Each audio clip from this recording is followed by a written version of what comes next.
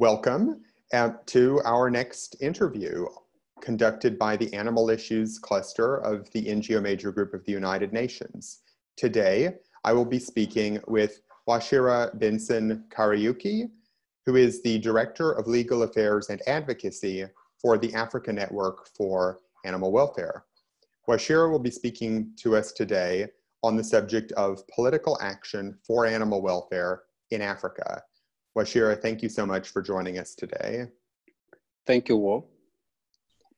My first question, what are some of the most pressing issues impacting animals in Kenya, since that's where African Network for Animal Welfare is based? There are quite a number of issues that are affecting animals in Kenya and also in Africa, because African Network for Animal Welfare also works in Africa. So we have a wide knowledge and field of some of the things that affects animals in Africa. But one of the key and very pressing issues that affecting animals in Africa is the issues to do with environment when you're looking at the wildlife animals, because we can only look at animals from that perspective, then we can look at the companion animals and probably the working animals. But one of the greatest things is the way the environment, the climate change is changed, and there is shrinking of the habitat of animals. And especially those in the wild, with increase of population, then you find the space is becoming smaller. The other big issue that is affecting animals is poaching and bushmeat, because many of people, when they hear of poaching, they think about rhinos and elephants, because those are the iconic animals that are known for being poached. But nowadays we are poaching not just for the task and the trophies of the animals, but we are also poaching for food. And that has brought about the aspect of bushmeat, which is a serious threat to animals and a big problem, because when we don't have to transport animals, we just have to feed it around where we live, then it becomes even very hard to be able to detect that.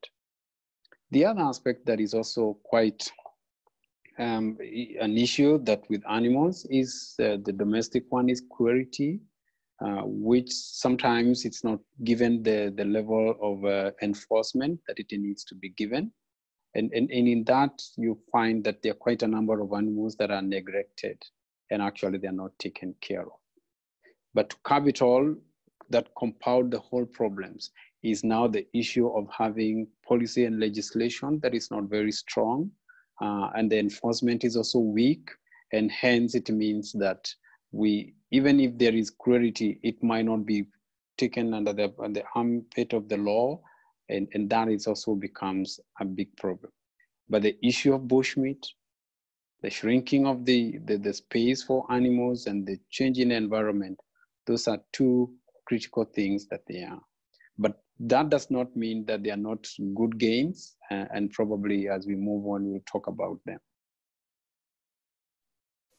Are issues affecting animals in Africa largely the same across the continent, or do they vary greatly between different countries and different regions? Issues in Africa, depending on animals, vary quite a bit, but by and large, they are almost the same. But there's a variance that comes about from probably the aspect of religion, that comes in the aspect of how animals are part and parcel of economic activities of the communities that they have them. There is also a difference in terms of the level of how people look at animals from a social point. And so they are different. But to say they're different is to really not bring out the new picture, because I think the problems in Africa are almost the same. One, poor legislation or no legislation at all. That's one problem that you'll find within African animals. The other one that you'll find is also the issue of climate. That is common the whole of Africa. And also the issue of cruelty, that's also an area that we find. And enforcement. And then our enforcement largely in Africa is because it competes with the people. So when you talk about, you put the policymakers, people in the government, and you're speaking about animal issues and animal welfare, and their communities or people issues on the other side, you know that the scale will tilt towards the people rather than towards animal. And that is why, and you have seen that Africa is trying to get regional animal welfare strategies. Africa is trying to get regional animal strategies to address specific things that are specific to that area, but at the same time having a strategy that encompasses what Africa would want to see in terms of animal welfare. The concept of sustainable development is something that the United Nations has very much embraced and is a center point in the high-level political forum, which this interview ties into. However, development can also carry, specifically unsustainable development can produce a lot of problems. What are some of the problems that have arisen for animals in Africa as a result of development, for example, due to urbanization, industrialization, or changing lifestyles? Africa, in general, we classify it as developing nations, and there are a lot of developments that are taking place. And those developments have an impact on animals. Some are good, some are bad. And mostly some of the key changes or key issues that come with development, first and foremost, is what I had mentioned earlier, that sometimes we are doing development, and especially infrastructure development, that get to go into the protected areas or areas set aside for forestry, for animals, wildlife, and you find that that brings about the changes in terms of disturbance of animals. For example, when we decide to build a railway through a protected area, you realize that the animals get to be disturbed by the noise, the level of pollution also increases, human activities also increases, and as such, that becomes an issue. The other thing about development is that they also reduce the environment. Now, another development is urbanization. And with urbanization comes demand for more meat products. It comes demand for more productivity. And that brings about the problem of factory farming. And because intensification now becomes an issue because people need to produce for the people who have moved into the urban centers where there is no subsistent farming and such. And there you find that in intensification of farming, you find that issues of animal welfare are relegated into the back because people want to have as quickly production with minimum input but maximum output. That is where we are finding that practices that are being rejected elsewhere, you find them in Africa. For example, battery cage poultry farming, which is becoming more popular here. But by and large, development has affected animals in a very large way. And that to me means that if we do not balance development and animals and see them as an integral part of our sustainable development and bring them into the fore and into the middle of every discussion that we are going to have at the international forums that talks about development, whether it's development of infrastructure or of the population, then we are going to be losing out a lot because the animals are an integral part of our environment, they are an integral part of our development, and by and large, they also have a connection to us. So we need to balance animal welfare, we need to balance the needs of the animal vis-a-vis the needs of our development. I know this is a subject that Africa Network for Animal Welfare has a lot of experience in, since you've worked, for example, in combating the railway that is currently being constructed across Nairobi National Park. But what are some steps that can be taken to make development projects, whether that's in infrastructure or food systems, how to make them more sustainable with respect to animals and ecosystems? I think it is first and foremost to make the policymakers see the place of animals. in the global picture. And that is why in the last conference that we held, one of the key things that came out of that conference is the need for animal welfare to be brought into the fore and integrated with the environmental agenda of UNEA, because we need to bring it in such a way that people understand that we talk about food security, we can't talk about food security in absence of animals. We want to talk about environmental issues. We cannot talk about environment without talking about animals. And in a simple example in environmental issues is that there are some seeds that will need to be in the gut of an animal to be dispersed and go and germinate. It's a service that many people will not take cognizance of, but it is something that needs to be there. You move animals out of a certain area, you are also saying that this kind of trees and seeds will not germinate because there are no carriers for them to be able to germinate. And we need to look at the services that the animals are giving. The same way we talk about ecosystem services, we need to look at the services that the animals do give, which cannot be quantified in any way. Sustainably, I think we need to think more of how we can use nature-based solutions so that we also have a way to look at animals from a nature base. How do we keep them? How should we be able to do that? And do a lot of calculation that will tell us when we intensify farming, how much of cereals does a cow consume, which would be going into being consumed by the people. And if we were due to do free range management where the animals just live the way they should, how would that affect us? So we need to have that balance, and that sustainability must not be at the expense of the animals, because if we do it at the expense of the animals, somewhere down the line, both the environment and the people themselves will be at loss. Could you talk a little bit more about bushmeat specifically, since you highlighted that early on as one of the major problems? Is how has development, urbanization impacted the consumption of animals from the wild, either for subsistence or as an economic trade?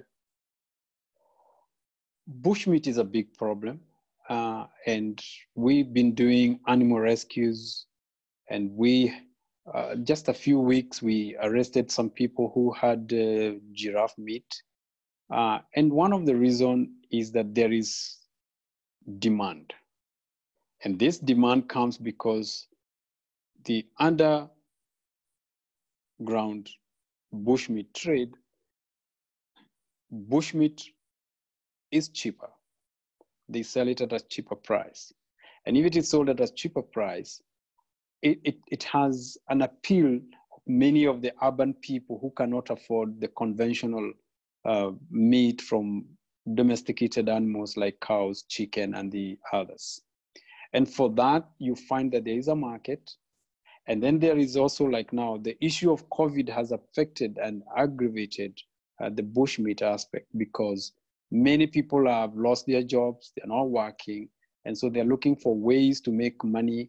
And one of the ways of making money is, if you're living next to a wildlife area, is to be able to get into the wild, take the animals, kill them, and package the meat in sacks and take them somewhere in an urban area. And people are able also to buy. And since there is a demand, then the supply is not going to end. Now, what is the issues with this?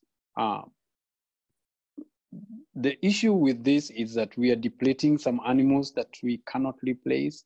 Small gazelles, small antelope, zebras, giraffes, those are buffaloes. Those are animals that you will find mostly being done that. And then the other aspect is that the way the animals are slaughtered, the way they are transported is not hygienic. And that means, again, we open ourselves to diseases, zoonotic diseases that would move from those animals to the human. In some sectors of the conservation movement, viewed separately from animal welfare, there is this notion of sustainable use as a potential solution to some of the problems impacting wildlife. The argument is essentially that if you allow, for instance, regulated consumption of wildlife or regulated trophy hunting, wildlife farming, that this will take pressure off of wild animal populations and overall be a net positive for ecosystems. Is this actually something that can work, or is this in itself simply providing cover for other illegal wildlife trade or increasing the destructive use of animals? Let me say this. That is something that we have tried in this nation, and it failed. It is something that we tried to do again last year, and many people rejected it. Because if everything was ideal and the animals are able to replenish themselves because the environment is ideal, they have enough space, they do not have development encroaching in their areas, maybe that would work. But the situations are not ideal. And if you look at the history of species, we have had a steady decline in almost every species that you think you can pick up.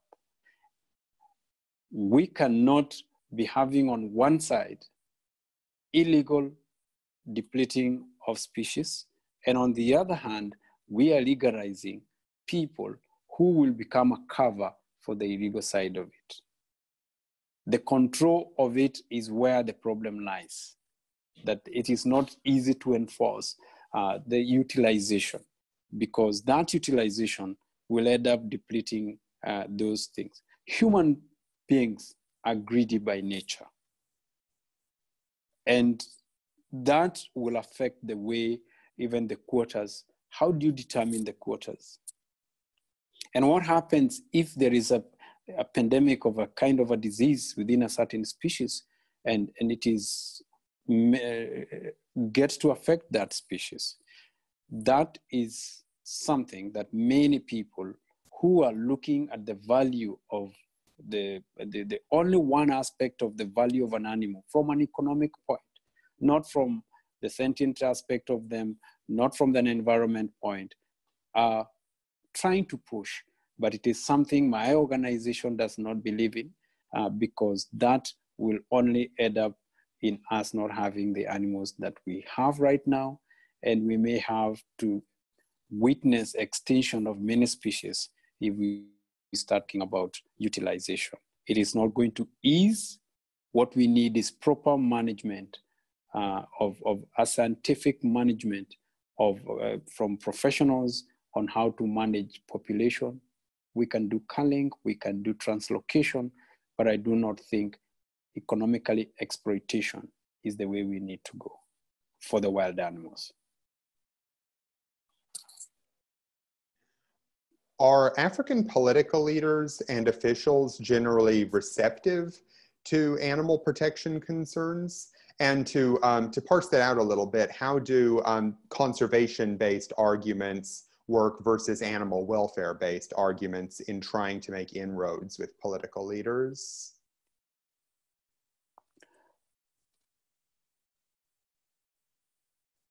The aspect of our leaders being receptive to animal protection and animal welfare issues is by and large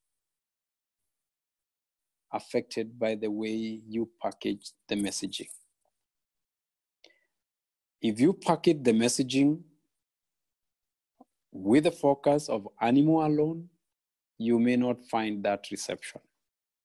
But when you package the message in a way that it talks about animals and deals with livelihoods, then they're willing to listen because they have more pressing issues in regard to the human population of our countries in Africa.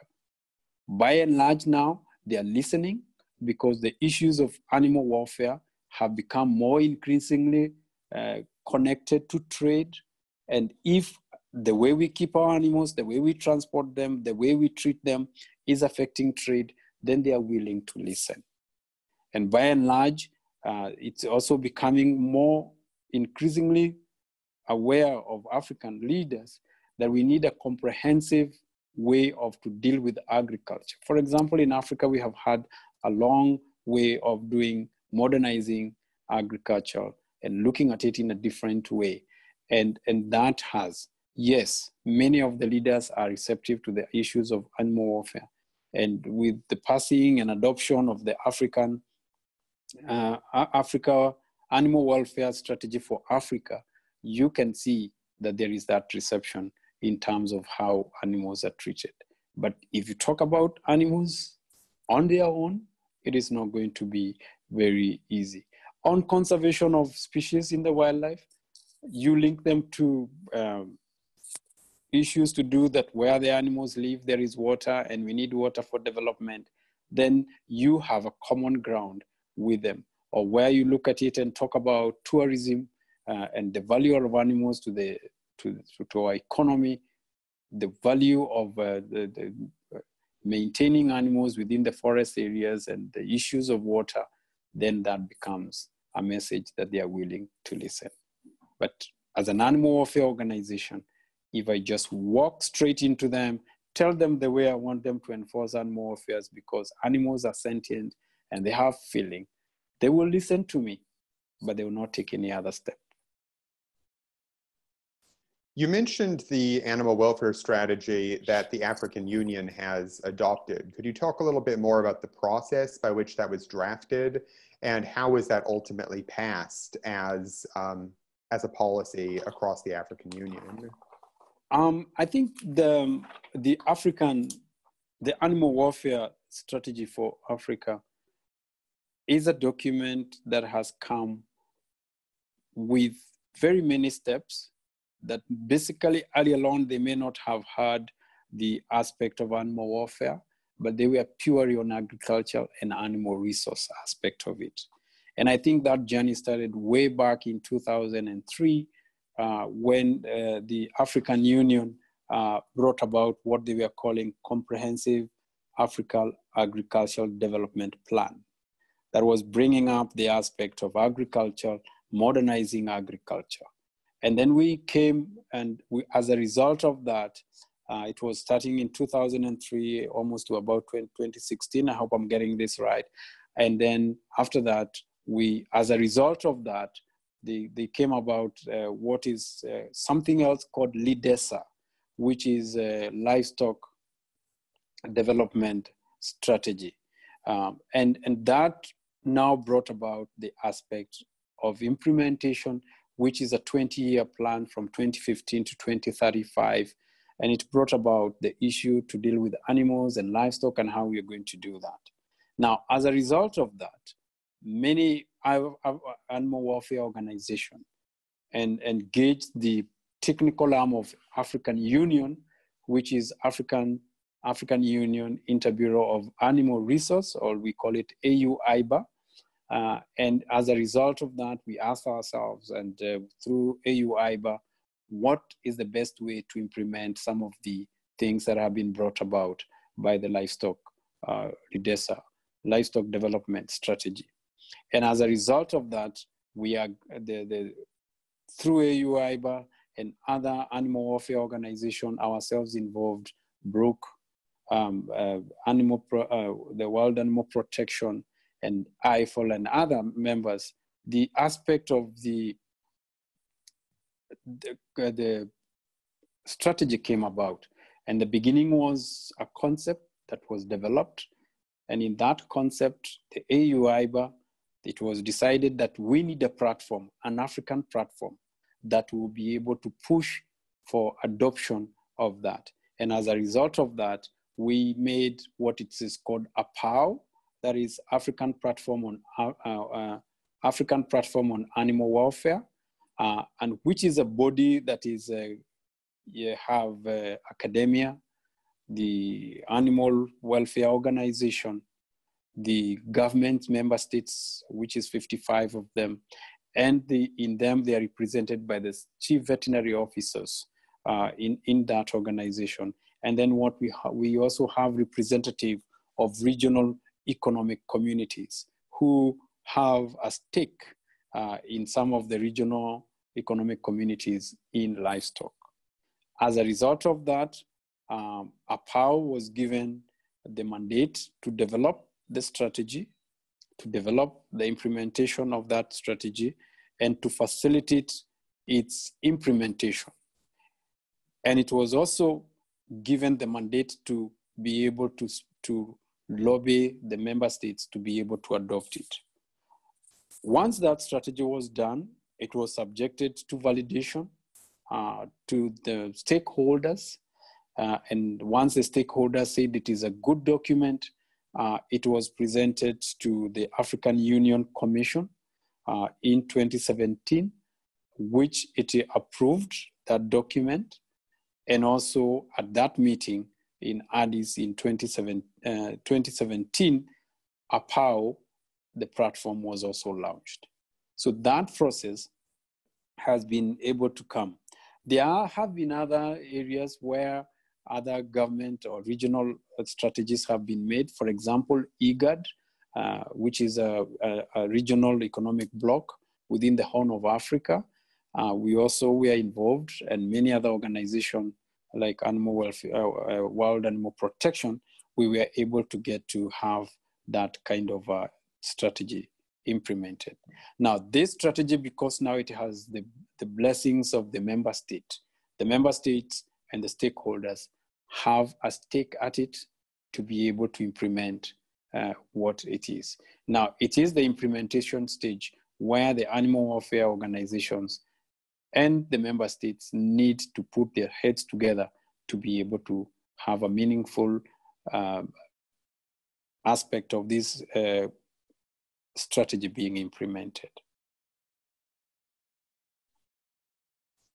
Given the origins of the COVID-19 pandemic as a zoonotic disease, how has the pandemic affected political action on wildlife-related issues in Africa, such as bushmeat, such as other forms of wildlife trade, or deforestation? I wish you would have asked me these questions like a year from now. It would have, I would have had some areas to give it an answer. But on an international base, I think China has banned their wet markets. They have also banned the slaughter of dogs and bats and other animals. But in Africa, I may not give you a satisfactory answer, because we have had this disease for the last, most of the African countries did find COVID in the month of March. And so the political reaction has been to contain the disease as opposed to having a political reaction towards it. But let it not be lost that there is a conversation that is going on, which is saying that this is an animal-related disease, is a zoonotic disease, and there is a conversation that is starting to form and talk about how we need to start thinking about the way we keep our animals and how we may be able to push that.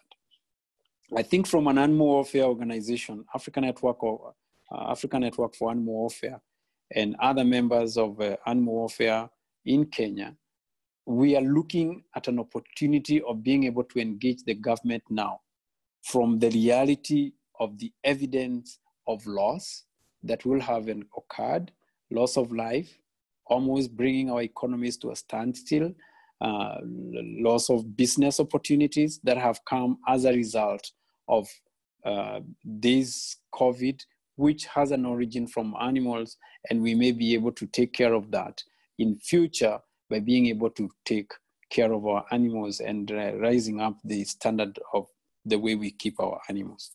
However, that will need to be a strategy that animal welfare practitioners and people who believe in the animal welfare issues to be able to engage the government with now, because many times we have been accused of having no evidence in terms of putting animal issues across. But this time around, we have enough evidence, sufficient evidence on the dangers of what can happen to the human race, to their economy, to their environment, in the event that we don't take care of our animals in the way we want to do it. However, there's a flip side, which I'm worried about in terms of COVID. And here we need to do a lot of education, where people would see animals in a negative way because they have caused disease. And this is something that we have seen almost happening when people say that dogs and cats can be able to contract COVID and they can be able to do that. We had seen quite a number of animals being abandoned by their owners. And that to me would be a greater danger if people would believe that kind of a thing.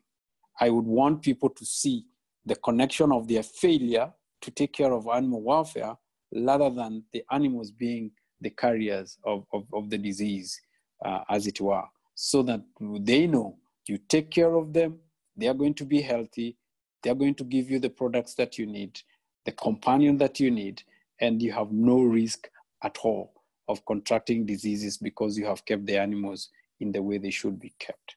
But otherwise, COVID has given an opportunity that we must exploit to speak and to advocate and lobby for better standards and better consideration for animals.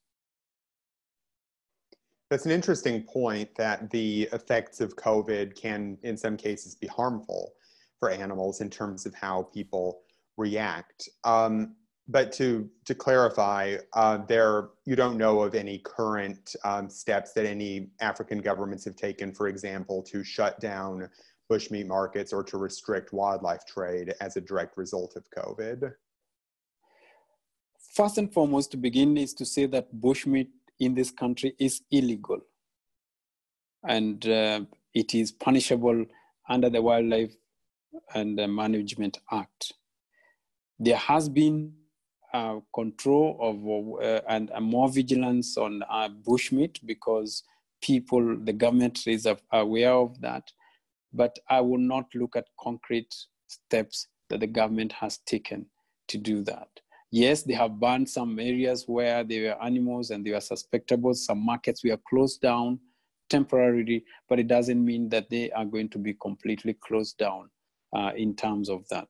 But because there is an entertaining way where the animals and livelihoods of communities in Africa actually work hand in hand. But what I know is that there is that conversation within government that we need to think about animals and their health and our health.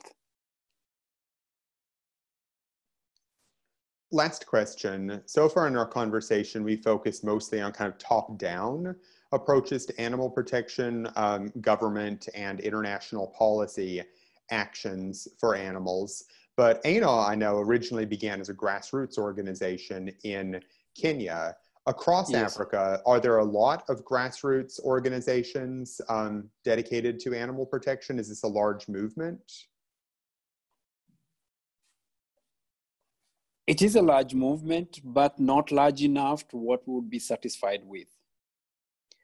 And one of the things, and I think you have been to our conferences, is that is what our organization is trying to do, to build a critical mass of organization in Africa. And that's why, if you look at our organization, we call ourselves African Network for Animal Welfare.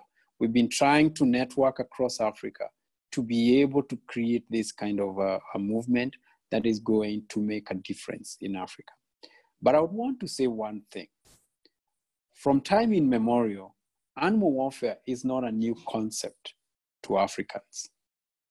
It is a concept that has been practiced. It is only that it was not reported in a scientific way based on our nature of our passing of knowledge, which was oral.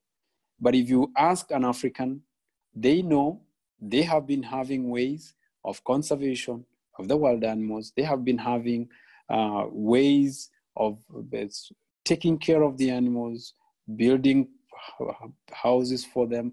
They might not be as modern as the ones that we have, but there is a way that animals were valued from a cultural point of view and from a religious point of view, and just basically from economic point of view. And when you look at it that way, if we have critical mass that is talking and reinventing the processes of animal warfare, then there is going to be a lot of change in Africa in terms of animal warfare. And these critical people is what the conference is trying to do. That is what we are doing in terms of when we have African Animal Warfare Conference, we want to have more African people.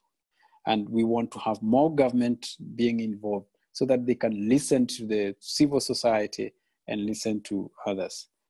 Yes, there are countries in Africa that do not have an aspect of semblance of animal warfare legislation, yes, but I think where we are now, last year we had about representation from 35 African countries.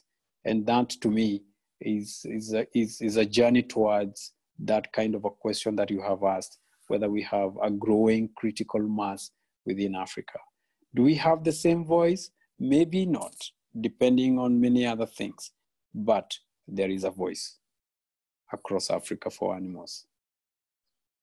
I think that's a really important closing message, that concern for animals is a universal value that's present in African countries as much as anywhere else in the world. But you did remind me of one other thing that we should touch on before closing the interview, which is the Africa Animal Welfare Conference. Could you just briefly share when the next one will be and how people can attend? The next one is in, the next conference is going in the, it's going to be online, and it is going to be in the second week of September, and it's going to be an online because COVID did affect us, and we will be in a position to have it online, and it is having a theme which is connected to nature-based solution and involving the animal welfare.